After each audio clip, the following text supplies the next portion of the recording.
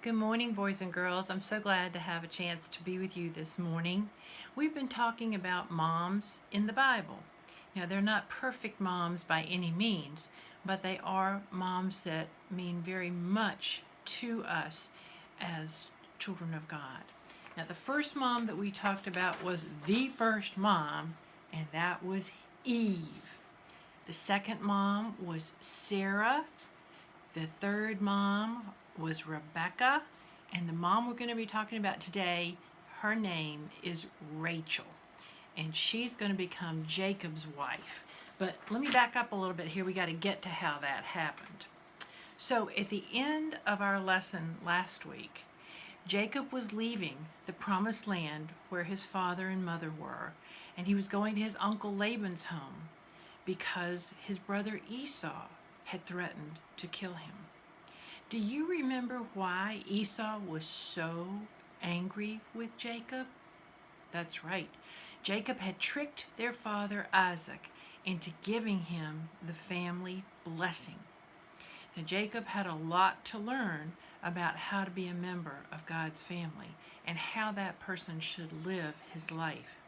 But I have a feeling running away like this is going to teach him a whole lot.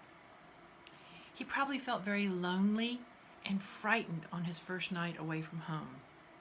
He was probably on the cold, hard ground, and he probably really felt completely alone. But was he? Who was watching over him? That's right, God was protecting him. And this is a picture of what it might have looked like for him to be on the cold, hard ground, and maybe even used a rock as his pillow. That night, God appeared to Jacob in a dream, and he saw a stairway reaching all the way from heaven down to where he was. Angels were going up and down the stairway, and at the top, God was standing. And God said to Jacob, "I am the Lord, the God of your father Abraham and the God of Isaac. I will give you and your descendants," and remember that's all his children's children, that's what descendants are.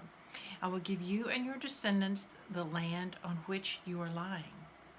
God also told Jacob that he would have more children and children and children than anyone could count, and that all the nations on the earth would be blessed through them. Now, to whom did God make that promise the first time? Oh, if you were listening, you remember that promise the first time went to Abraham.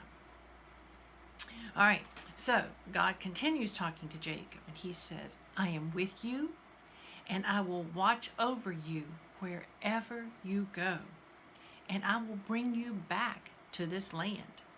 God promised this to all his children, then and now. He will never leave us. Now, when Jacob woke up from his dream, he realized that God really had spoken to him. How do you think he felt? Maybe he was afraid. Maybe he realized that he had disobeyed God and he was sad. Maybe he was encouraged by the fact that God told him he would be with him.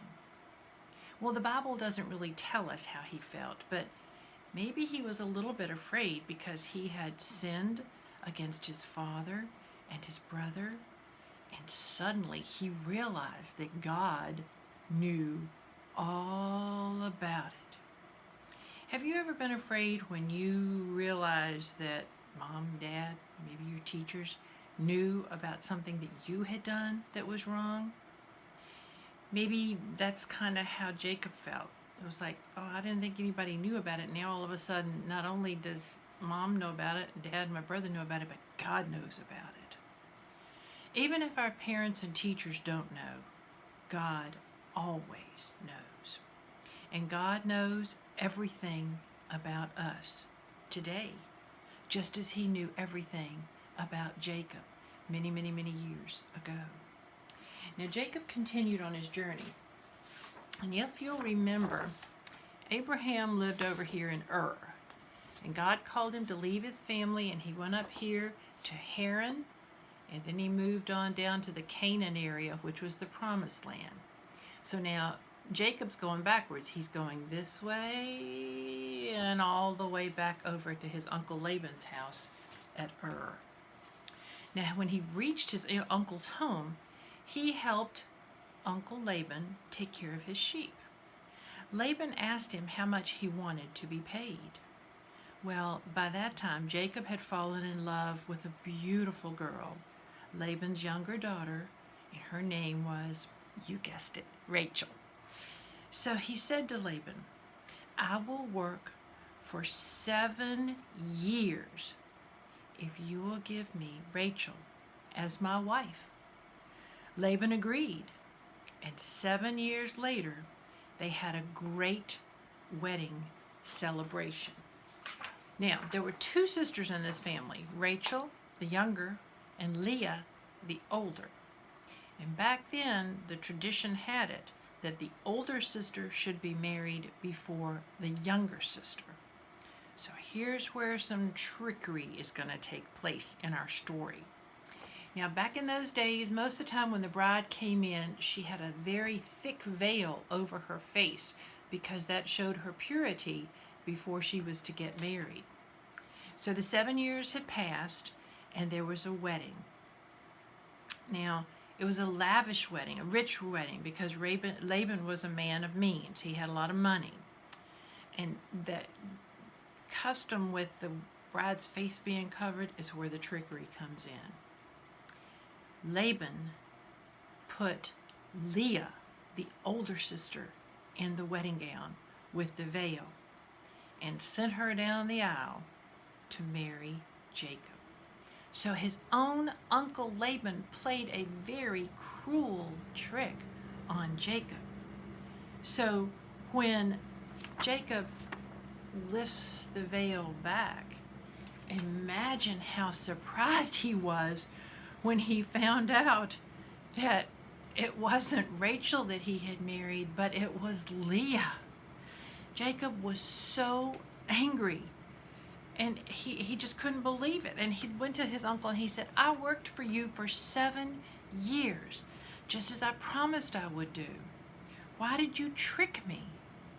Laban only said, it's not right for the younger daughter to marry before the older sister. Now here's where Laban really gets him. If you work for me for another 7 years, you can marry Rachel too. Now, Jacob loved Rachel with all his heart, so he agreed to work for 7 more years. Now, 7 plus 7 is, you got it, 14 years. Now, do you think that Laban's trickery reminded Jacob of the trickery that he used in getting the family blessing from Isaac? I bet it did. I bet he thought about that. Now, the Bible says that God uses things in our lives to help us grow. He wants us to be the kind of people he wants to have in his family. People who trust, who love, and obey him.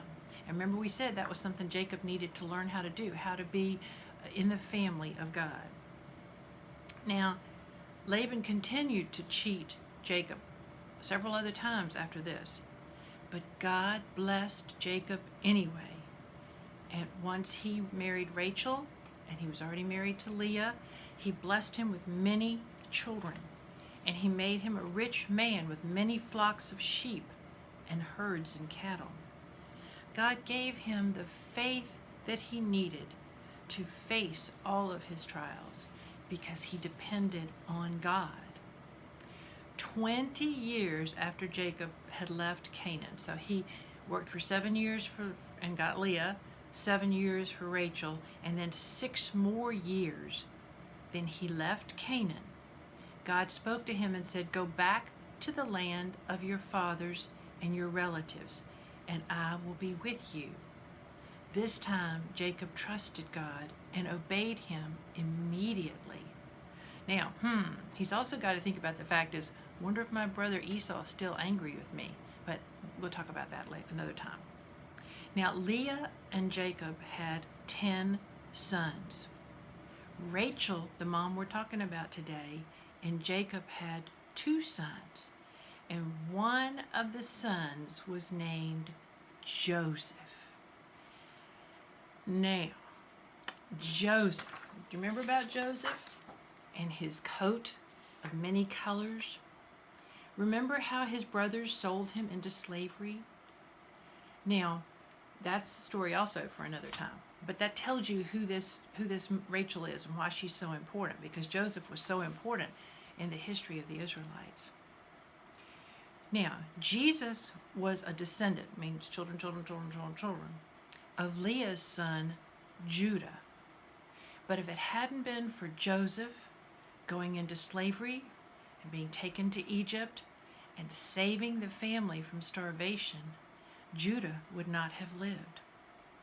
So that's a very important thing for us to remember, that Joseph, Rachel and Jacob's son, played a very important part of our history. So, again, the moms. The very first mom was Eve. The next mom we talked about was Sarah. The next one was Rebecca. And today, Rachel. Now, I also want to tell you something about the season that's coming up. Advent's going to start soon. And we have these cute little cards that say, "What do I wonder about this Advent?" And they're little cards that once we open up our little package here, they're little tear-off cards. And they have, let's get to a page, they have questions. And on the back, they have the answers to the questions. So moms and dads can pick those up here at the church starting this Sunday and have them ready for you all as a family, 1 pack per family, to be able to talk about Advent and all the things that happen during the Advent season. I'm so glad I had a chance to talk with you about Rachel and Jacob today, and I look forward to seeing you all very soon. But until then, mwah!